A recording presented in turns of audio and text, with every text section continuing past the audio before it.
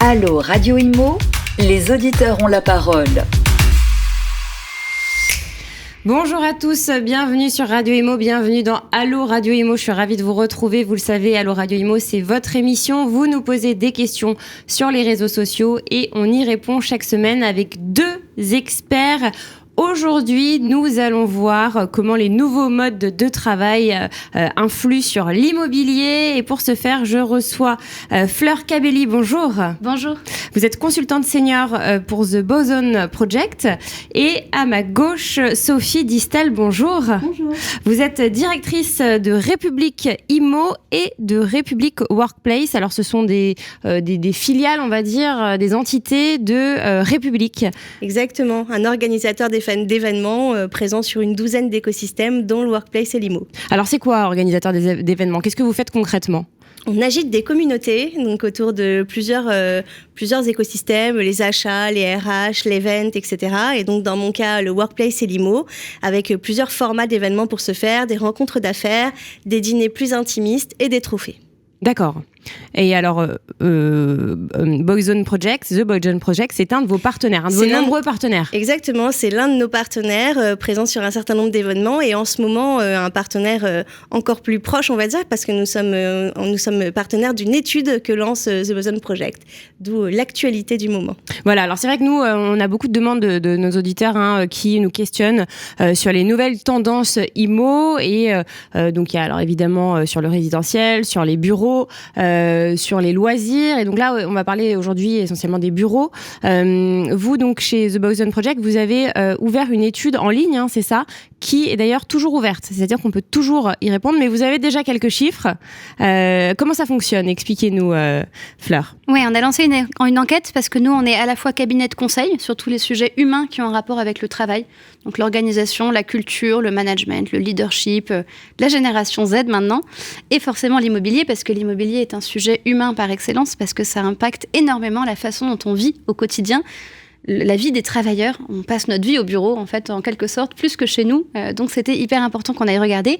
On fait du conseil et on fait aussi surtout des enquêtes et des études pour nourrir un petit peu nos réflexions et puis les réflexions de tout le monde sur le sujet. Donc là, on vient d'en lancer une nouvelle qui s'appelle le travail déraciné et en effet, elle est en ligne en ce moment. Alors, le questionnaire en ligne s'adresse plutôt à des directeurs immobiliers et à des experts du sujet, mais les résultats seront accessibles à tous avant l'été. Et alors justement, qu'est-ce que vous essayez de voir en fait concrètement avec cette étude ? Quels sont les points principaux, on va dire ? On l'a appelé le travail déraciné parce que le constat qu'on fait, c'est que depuis la pandémie, alors la pandémie n'a pas été la cause, mais un accélérateur de tout ça, faut toujours le rappeler. Ça existait déjà avant. Oui, toutes ces tendances existaient déjà avant, mais ont été fortement accélérées. Je parle des tendances du télétravail, du travail hybride, c'est-à-dire être à la fois un peu là et un peu ailleurs. Du coup, de tout ce qu'on a vu aussi en parlant d'ailleurs, de travailler ailleurs que dans son bureau, mais peut-être même ailleurs sur le territoire. Tous ces gens qui sont... D'ailleurs, est-ce qu'ils sont partis ou pas ? Il y a des chiffres un peu contradictoires, ce fameux exode des gens qui seraient partis vers les régions pour travailler. Tous ces mouvements-là qui sont vraiment liés au mode de travail, quelles conséquences ils ont eu sur l'immobilier ? Donc, on regarde à 2 échelles. D'abord, l'échelle des bureaux en soi, donc la cellule du bureau, c'est-à-dire comment on les aménage, les lieux dédiés à l'individu, les lieux dédiés au collectif, les services, la restauration, toute cette vague-là qu'on a eu, vraiment aménagement-service. Et puis ensuite, la deuxième échelle qui est un peu plus grande, c'est l'échelle des parcs immobiliers. Que font aujourd'hui les directeurs immobiliers ? Est-ce qu'ils sont en train de regrouper les différents bâtiments ? Est-ce qu'ils veulent que tout le monde puisse travailler de n'importe où ou que chacun ait son site attribué ? Est-ce que demain, on pourra travailler absolument de n'importe où ? Est-ce qu'on aura toujours son bureau attribué ? Est-ce qu'il y aura toujours autant de bureaux en France ? Où ? Etc. C'est toutes les questions qu'on se pose. Alors, vous, chez République, Sophie, comment ça vous impacte aussi, cela ? En fait, toutes ces questions, ce sont les questions que se posent nos décideurs, c'est-à-dire ceux qu'on appelle nos décideurs, c'est-à-dire les directeurs immobiliers, les assets, les invests, mais aussi les directeurs environnement de travail et services généraux qu'on retrouve sur nos événements, qui ont donc pour rôle de mettre en place, de choisir ces lieux, ces bureaux, de les aménager, de les équiper, de les exploiter aussi, et donc d'y intégrer des services. Ils ont donc des choix stratégiques à faire et des choix opérationnels aussi. Et c'est donc toutes ces questions qui les animent pour faire leurs choix au quotidien. Et alors, si on rentre un peu dans le vif du sujet, avec un peu de data, quels sont les premiers résultats de cette enquête ? Alors, les premiers résultats, on va encore avoir des répondants, donc faudra les mettre à jour, les actualiser dans quelques temps, mais pour l'instant, si on se concentre sur les modes de travail, on a fait un petit bilan là avec les directeurs de l'immobilier qui ont répondu sur tout simplement combien de jours vous proposez à vos collaborateurs. Donc, on est sans surprise sur en moyenne 2 jours ou 2 à 3 jours. Surtout, on a demandé, est-ce que vous pensez que ça y est, c'est stabilisé ou est-ce que ça va encore évoluer ? Et ils sont 84% pour le moment à nous répondre, oui, c'est stabilisé. Donc ça, c'est vrai, hein, c'est 2 à 3 jours, c'est ce que vous constatez aussi à peu près, ouais. À peu près partout. Ouais. 2 à 3 jours de télétravail. De télétravail, oui, bien sûr. Et il y en a 84% qui nous répondent, oui, ça va se maintenir, ça y est, on a trouvé le chiffre, on y reste. Et il y en a quand même 15% qui nous disent, on va encore augmenter. Télétravail. Le télétravail. D'accord. On n'a personne qui nous a dit on va revenir en arrière. Alors, personne qui nous a dit ça dans le quantitatif pour l'instant en questionnaire, mais c'est peut-être qu'ils n'osaient tout simplement pas le dire parce que nous, quand on s'entretient avec des directeurs immobiliers ou des DRH, il y en a qui commencent à y réfléchir. Ce sera peut-être la prochaine vague pour l'an prochain.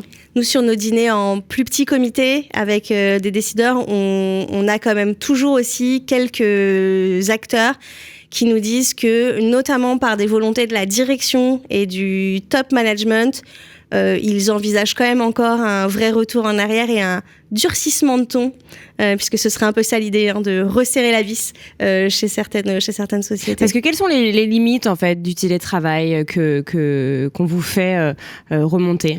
Alors, je dirais qu'il y a des limites officielles, on va dire, factuelles, des limites potentiellement de gestion du collectif. Il y a des tâches aussi. Il y a des tâches. Déjà, le premier truc à rappeler quand même, c'est qu'on peut pas tout faire en télétravail. Le télétravail, c'est un sujet qui n'est abordable que pour une partie de la société quand même.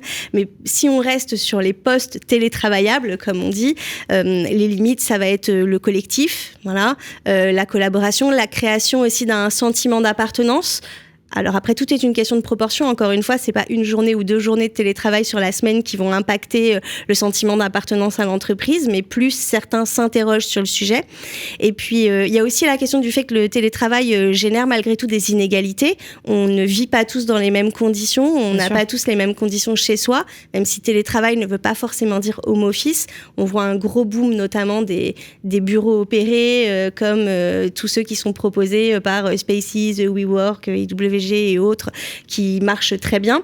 Mais donc, dans le cas du home office, il y a quand même des inégalités potentielles. Et puis après, il y a des choses un peu moins de l'ordre du pragmatisme, un peu plus de l'ordre de la croyance. Il faut rappeler qu'en France, on a quand même encore beaucoup un management par le contrôle, on va dire. Et donc, le fait de voir ses collaborateurs présents sur site, le fait de pouvoir vérifier qu'ils tapent bien sur l'ordinateur, rassure encore beaucoup de managers. C'est vrai que c'est un peu la vieille école, ça. On est présent, donc on travaille, et si on n'est pas là, forcément, on travaille moins. Et en même temps, il y a des arguments qui s'entendent. Par exemple, nous, il y a beaucoup d'entreprises qui nous disent oui, on autorise officiellement 2 à 3 jours de télétravail par semaine, mais on considère que ça n'a pas de sens pour les managers, par exemple, d'être en télétravail, parce qu'un manager a plusieurs rôles. Il doit, déjà faire son travail à lui, 2, piloter le travail de son équipe, mais aussi faire monter en apprentissage et en expérience les juniors de son équipe et être à disposition de son équipe. Et en fait, faire monter en compétences et être à disposition, c'est quand même beaucoup plus dur à distance. Oui. Donc, il y a des entreprises qui nous disent officiellement ils ont le droit, mais on leur demande d'être présents. Et en fait, ça a un effet pervers, c'est que si les managers sont présents, les équipes ne s'autorisent pas à être en télétravail. Oui, c'est un peu ce sujet d'exemplarité. Ouais. Donc, entre les jours autorisés officiellement et puis les messages qui passent derrière par des voies plus ou moins officielles de la direction, etc., pas toujours le même climat. Alors justement, comment ça se traduit sur l'immobilier ? Puisque on a vu, après le Covid, il y a eu un réaménagement des bureaux. Comment ça se traduit ? Il y a eu du flex office, c'est-à-dire que le flex office, c'est quoi exactement ? C'est des bureaux chacun n'a plus son propre bureau. En fait, c'est des offices, c'est un peu des open space où tout le monde vient, s'installe comme il veut. Pareil, ça avait commencé bien avant, que ce soit l'open space ou le flex office. C'est vrai que la crise a complètement accéléré, on va démocratisé aussi et décomplexé le flex office. Il y avait encore beaucoup d'entreprises qui n'osaient pas retirer le poste attribué et qui là, ils sont allés un peu tête baissée. Pour autant, il y a eu un vrai mouvement de réaménagement assez rapide après la crise et il n'y a pas eu que des choses efficaces et comme cohérentes. Quoi, par exemple par exemple, il y a eu un moment où tout le monde a cru que quand on allait revenir au bureau, ça allait être pour faire du collectif, pour faire du collaboratif, pour vivre ensemble, se parler, etc. etc. Et que donc le bureau individuel n'avait plus de raison d'être, que son coup de fil, on le passerait plutôt chez soi, etc. Bon, ça forcé de constater que au quotidien, une journée de travail reste une journée de travail, qu'il y a toujours un moment où on a besoin de s'isoler, qu'il y a un moment où on a besoin de passer des calls, peut-être même plus qu'avant, parce que nous, on est sur site, mais pas forcément les autres. Donc, on recloisonne aussi aujourd'hui au bureau. Du coup, il y a à nouveau un réaménagement en fait qui s'opère. Ça arrive chez certains. Ouais. Oui, ça, on l'a toujours vu, hein, les aménagements qui sont pensés un peu trop rapidement. Parce qu'en fait, le projet immobilier, c'est un peu traître. On se rend compte qu'il faut le faire quand on n'a plus le temps. Donc, il y a beaucoup d'entreprises qui se laissent un petit peu prendre dans ce piège-là et se rendent compte que leur bail arrive à échéance. Le projet immobilier, c'est très long. Il faut faire des plans en amont. Il faut les faire valider par les syndicats, etc. Donc, ça prend beaucoup de temps. Il y a des échéances qu'on ne peut pas rétrécir. Et beaucoup font un peu ça dans l'urgence. Et du coup, on l'a toujours vu depuis 10 ans qu'on fait ce travail-là. Des entreprises qui font leur bureau, emménagent, se rendent compte que non, en fait, c'est pas forcément adapté. Qu'on avait oublié que non, les équipes marketing, elles ont besoin de rangement pour leurs produits. Oui. Que des petites choses comme ça auxquelles on n'avait pas pensé. Et là, avec le flex office... avec les espaces collectifs, en effet, on a vu une grosse vague on ne viendra au bureau que pour le collectif. Les tâches individuelles, les gens les prévoiront les jours où ils seront en télétravail. En fait, on ne peut pas vraiment organiser sa semaine comme ça ne fonctionne pas vraiment. Pour autant, les espaces collaboratifs prenaient déjà de plus en plus de place depuis plusieurs années et continuent évidemment d'en prendre. Le but aujourd'hui pour les entreprises, c'est de proposer des espaces différents les uns des autres, qui peuvent accueillir différentes tailles d'équipes, pour certains pour des brainstorming très courts, d'autres pour des réunions plus longues, etc. Les espaces collectifs continuent donc de prendre de l'ampleur et à juste titre, mais il ne faut pas que ça au bureau. C'est compliqué quand on est directeur de l'immobilier de faire un projet, parce que quand on fait un gros projet de bureau, généralement on le pense à un jour J et puis il sortira seulement 3 à 5 ans plus tard et il faut qu'il dure encore 20 ans au moins dans le temps parce qu'on ne va pas changer de bureau tous les 10 ans. Alors quels sont les autres résultats marquants de votre étude ? Et ben justement, là, sur la stratégie, il y a un point sur lequel j'ai été assez interpellée, c'est qu'on leur demande de construire ces bureaux qui vont servir pendant 20 ans. Et en fait, il n'y a que 43% des directeurs immobiliers qui nous disent « Aujourd'hui, j'ai un cap clair qui est posé par ma direction générale sur qu'est-ce qu'on voudra proposer à nos collaborateurs comme expérience collaborateur demain et où on va niveau stratégie RH. » Donc, on voit là un peu le décalage, les entreprises qui ne savent plus trop sur quel pied danser, parce que, le rapport de force est inversé entre travailleurs et entreprises. C'est beaucoup plus les travailleurs aujourd'hui qui ont la main sur ce qu'elles exigent des entreprises et ce qu'elles leur demandent, ce qui était moins le cas ces dernières décennies. 2, parce que le monde est en pleine incertitude, le monde VUCA, etc. On n'arrête pas de le dire, mais le marché est très incertain, donc les boîtes ont du mal à se projeter. Est-ce qu'on va grandir ? Est-ce qu'on va rétrécir ? Est-ce qu'on va se digitaliser ou pas ? Du coup, on se retrouve avec des directeurs immobiliers qui doivent penser des projets sur 20 ans avec des caps qui sont extrêmement flous. Donc ça, c'est la première chose qu'on remarque, c'est qu'ils doivent improviser. C'est intéressant ce que vous dites par rapport au pouvoir qui est passé un peu des patrons aux travailleurs, enfin des recruteurs aux recrutés, notamment en cette période où le recrutement est compliqué. Et c'est vrai que les recruteurs essayent plein de nouvelles choses pour attirer les talents. On en reçoit beaucoup sur ce plateau qui nous disent que le télétravail, évidemment, en fait partie.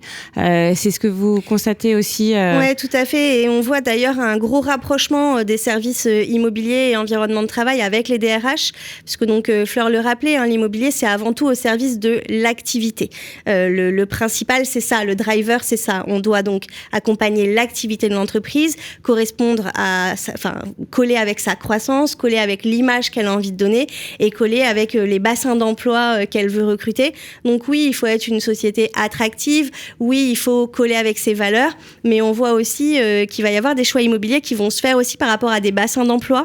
C'est des choses qu'on voyait beaucoup moins avant, d'entreprises qui nous disent peut-être que en fait je vais pas me mettre à Paris, mais je vais me mettre près de telle ou telle école avec lesquelles je vais créer des partenariats pour essayer vraiment de coller avec mes nouvelles attentes en matière de recrutement, puisque le marché s'est tendu sur le sujet. Donc en fait, vous êtes en train de nous dire que la géolocalisation des bureaux fait partie en fait de la stratégie, une stratégie de recrutement. Alors la localisation à la base, c'est le point cardinal de tous les directeurs immobiliers et tous les investisseurs, etc. Au départ, il y avait le secteur disait localisation. Il ne parlait pas de grand-chose d'autre que ça. La nouveauté, c'est plutôt de parler d'usage. La localisation, ça a toujours été central. Pour autant, Pendant très longtemps, il s'agissait d'être à Paris ou rien d'autre.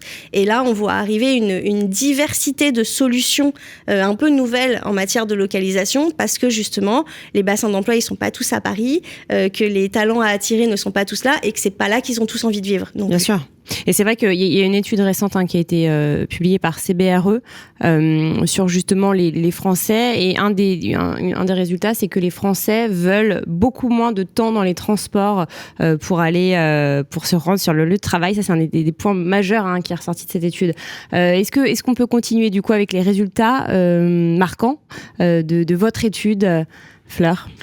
Oui, mais pour rester sur ce point-là que je trouve vraiment intéressant, la réorganisation du parc immobilier à l'échelle un petit peu nationale, on pourrait même parler de l'échelle internationale, mais bon, on ne va pas s'étendre là-dessus. Qu'est-ce qui se passe en France sur les parcs immobiliers ? C'est vrai qu'avec la crise, les gens se sont rendus compte, il y a eu tout cet effet, tout cet emballement autour de la ville du quart d'heure, le fameux concept là, de Carlos Moreno. On veut avoir tous les services, toutes les aménités à disposition près de chez soi. Ça faisait longtemps que il y a une chaire à l'ESSEC qui s'appelle la chaire d'économie urbaine, qui avait théorisé un concept qu'on appelle le salaire urbain. Quand on postule dans une entreprise, on postule pour avoir un salaire officiel, mais on prend aussi en compte, consciemment ou non, le salaire urbain, c'est-à-dire tout ce que le quartier dans lequel l'entreprise est implantée peut nous apporter en plus. Donc un quartier sympa, des services, le côté pratique des transports, etc.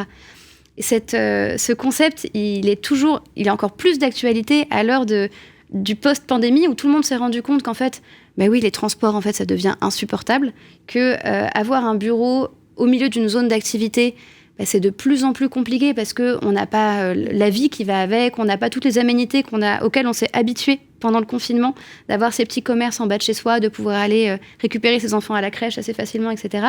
Donc ça, c'est en effet un grand sujet. Revenir en centre-ville, d'ailleurs, c'est une étude, une tendance qui se vérifie. Même en Île-de-France, le centre de Paris, le QCA, retrouve ces lettres de noblesse, puisque c'était de plus en plus cher, donc les gens avaient tendance à plutôt décaler vers les banlieues. Aujourd'hui, tout le monde revient dans le centre de Paris. C'est une tendance qui se voit aussi en termes de bureaux, vous parlez, en termes de bureaux. Ouais. Parce que les habitants, on en perd 10 000 chaque année à Paris. Habitants, c'est le contraire, pour l'instant encore. Donc là, il y a un retour donc, des bureaux au cœur de Paris. QCA, c'est les seuls chiffres aujourd'hui qui sont en positif et en augmentation, que ce soit en termes de loyer, en termes de taux d'occupation, voire même en termes de projets, même si c'est plus compliqué en termes de projets parce qu'il n'y a pas spécialement de place. Et si en plus votre immeuble est bien positionné sur un plan RSE, s'il est labellisé, etc., c'est l'immeuble qu'il faut aujourd'hui. Et ça joue aussi pour les collaborateurs. Ouais. Parce que c'est vrai que, comme on l'a dit, tout cet exode urbain après le Covid, ces gens, quand ils reviennent au travail, il faut que ce soit proche d'une gare. Et c'est vrai que le centre de Paris, on est à côté de la gare de l'Est, à côté de la gare du Nord, forcément, il y a des TER, des RER, c'est très bien desservi. Ouais, mais après, ça interroge aussi. C'est-à-dire, est-ce qu'on va se retrouver avec... dans le centre de Paris, on ne pourra pas mettre tout le monde. Donc, au final, et aujourd'hui, une entreprise qui ne trouve pas au centre de Paris, elle a tendance à se relancer et à relancer un processus de recherche plutôt qu'à aller chercher en première ou en deuxième couronne. Donc, au final, avec quel type de marché est-ce qu'on va se retrouver ? Est-ce que les gens vont se dire, il n'y aura pas de place pour tout le monde, donc quand même, je retourne en première ou en seconde couronne ? Ou est-ce qu'à l'inverse, on va avoir des choix très différents avec des gens qui vont peut-être prendre des bureaux beaucoup plus petits à Paris, mais beaucoup plus de bureaux satellites et d'autres des annexes quelque part, y compris en province. Donc en gros, le siège à Paris et puis des annexes. Le siège ou pas d'ailleurs, et puis peut-être pas de la même taille que ce qui était imaginé au départ. Parce que ça, c'est intéressant. Juste les bureaux là qui reviennent, les personnes, les entreprises qui reviennent au cœur de Paris, elles étaient situées où ? Première couronne, deuxième couronne ou même en province ? Ouais, principalement. Non, les provinciaux restent plutôt province, là où ils étaient.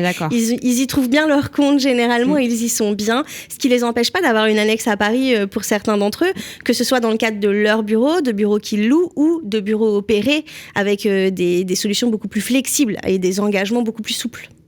Mais pour autant, ceux qui étaient en première ou en seconde couronne, donc c'est eux qui reviennent. Et d'ailleurs, il y a pas mal de grands complexes qui avaient été construits en deuxième, troisième couronne qui ne trouvent pas preneur aujourd'hui.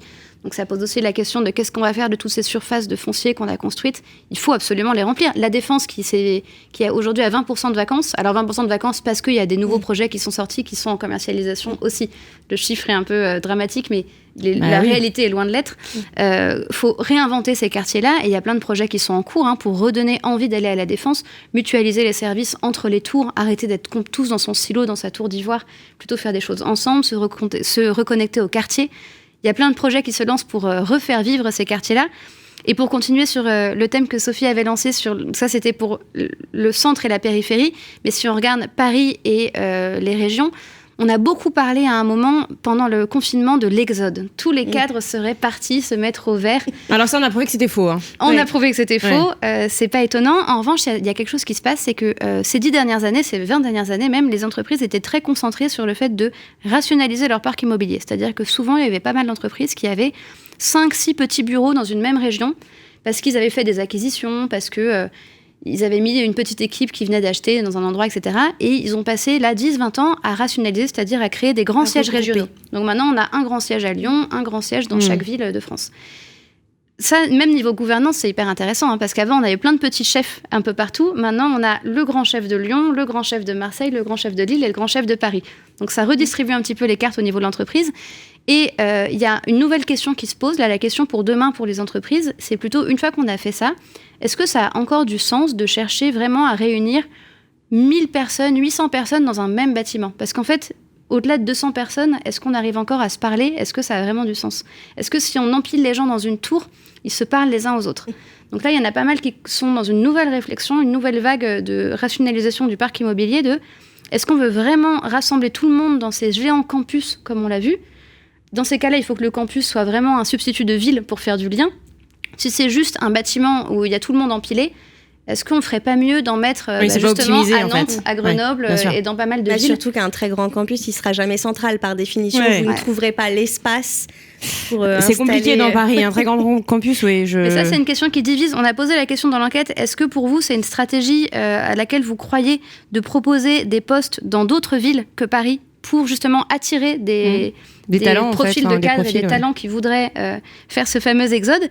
Et pour l'instant, sur 10, on a une moyenne de 6,4 et il y a un très fort écart type. Donc on voit qu'il y a des boîtes qui y croient très fortement et des entreprises qui n'y croient pas du tout, qui continuent à croire que non, Paris, ça reste Paris, ou pour une entreprise lilloise, Lille, ça reste Lille, et on va rester là-dessus, quoi. Après, je pense que ça dépend du secteur aussi, de l'entreprise. Tout à fait. Nous, on a eu un débat assez houleux, presque, je dirais, sur le sujet lors d'un club, où les gens rappelaient que déjà, ça dépend vraiment de qui on est, qu'il y a des entreprises, notamment des entreprises industrielles, par exemple, qui ont une image aussi très rattachée à une région, donc, et encore une fois, des liens avec des écoles, etc.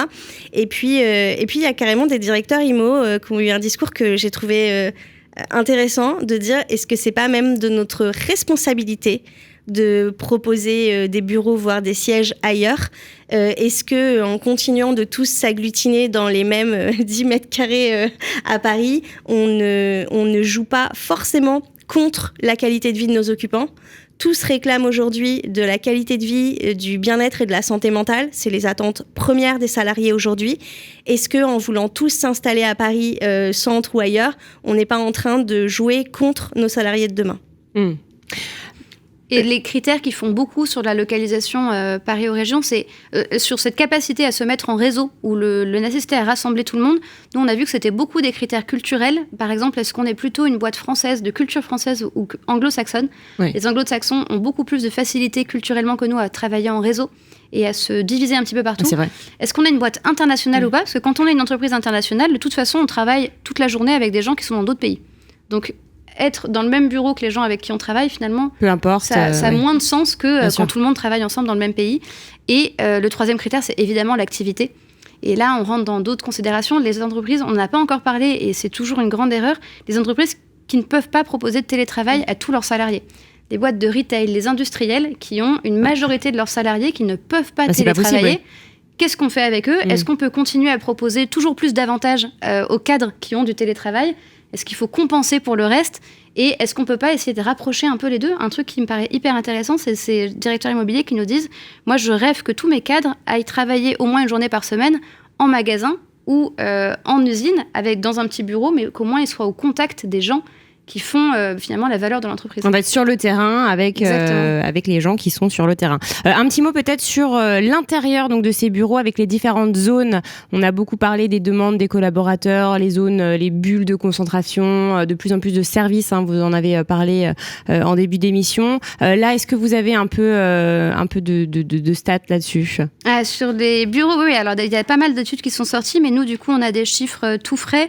On a 42% des entreprises qui ont réaménagé leurs bureaux depuis 2020 et qui ont terminé, et 40% qui sont encore en cours. Donc en fait, ça fait 80% des boîtes qui, depuis 2020, ont refait leur aménagement.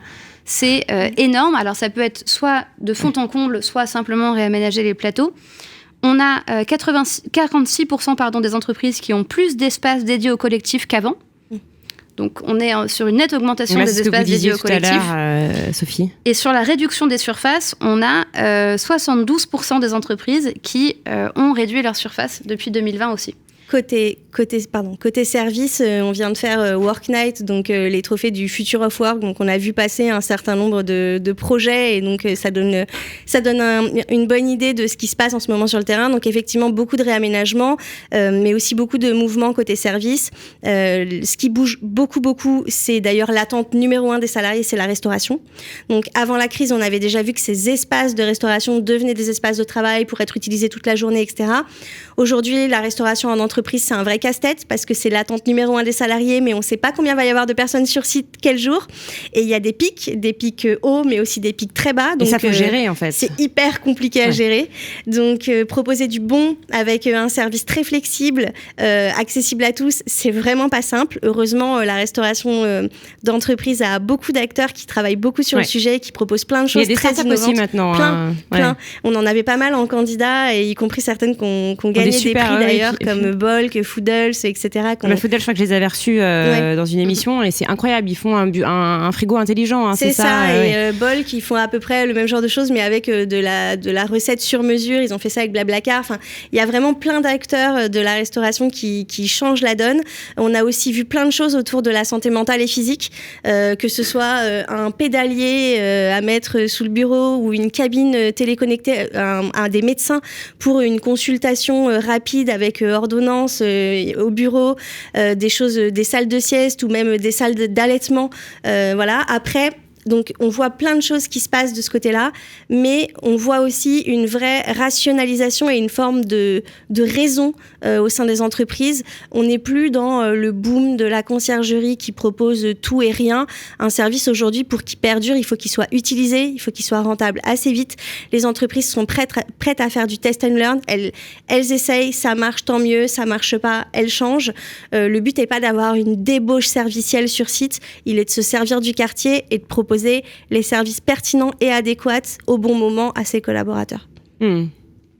Fleur, peut-être un dernier point de votre enquête avant de clôturer l'émission. Volontiers, moi il y a un sujet qui m'a interpellée, et ça fait un petit moment qu'on pose des questions autour de nous là-dessus, qu'on a du mal à avoir beaucoup de réponses. On pose souvent la question de l'animation des collectifs, parce que c'est pas tout de mettre des gens dans un bureau et de leur proposer plein de services. On s'est dit, après le Covid, pour faire revenir les gens au bureau, il faut leur proposer du mieux que chez eux. Donc on va les gâter, on va en faire des enfants pourris gâtés, on va leur mettre tous les services qu'ils pourront avoir, des poufs de toutes les couleurs dans les bureaux, des canapés, etc. Ça va être super. Ça n'a pas suffi. En fait, les gens reviennent au bureau, le principal levier d'engagement, c'est l'autre. Donc il faut passer du temps avec l'autre. Donc il faut que le collectif soit animé. Donc c'est l'humain au final, c'est au cœur de tout. Ouais. Et il suffit pas de mettre les humains les uns à côté des autres pour que ça marche. Il faut faire des choses. Et c'est là qu'aujourd'hui, les entreprises sont en retard. Sur tous les autres sujets, elles ont pris de l'avance. Sur les services, elles sont hyper à l'heure. Sur les économies d'énergie, c'est la nouvelle lubie des directeurs immobiliers. Ils sont obligés. Heureusement. Ils y sont à fond. Sur l'animation, il n'y a pas encore tellement de réponses. Les questions qu'on a posées, c'est déjà, est-ce que pour vous, c'est une priorité ? Donc on est à 7,4 sur 10. Oui, c'est une priorité absolue pour nous. Et en revanche, qui est responsable de ça dans les entreprises ? Alors les deux réponses sont assez proches, c'est possible que ça évolue, mais le fait qu'elles soient proches, c'est déjà très symptomatique. On avait dit, est-ce que c'est les managers, est-ce que c'est les équipes ou est-ce que c'est l'entreprise ? Et on nous répond, c'est d'abord les managers et ensuite les entreprises. Et ça, pour moi, c'est symptomatique. Ça veut dire que personne aujourd'hui, côté entreprise, on considère que c'est pas forcément la responsabilité de la direction, des équipes dirigeantes, des équipes RH, etc., d'organiser des choses pour tout le monde.